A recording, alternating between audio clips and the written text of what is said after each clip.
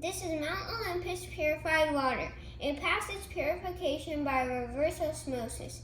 It's filtered and ozonated to ensure quality. Mount Olympus Purified water is sourced from wells or municipal sources.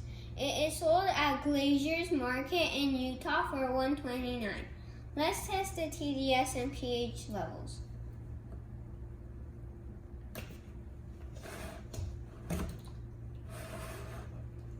Let's pour some water in.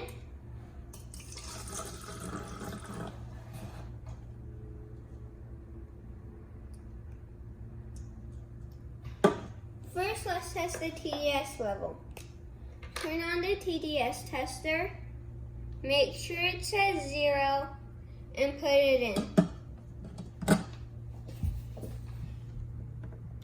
2. That is microfiltered distilled water.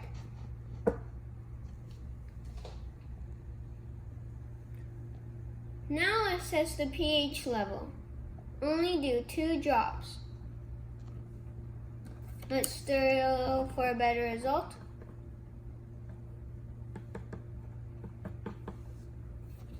I give this a 5. This is acidic.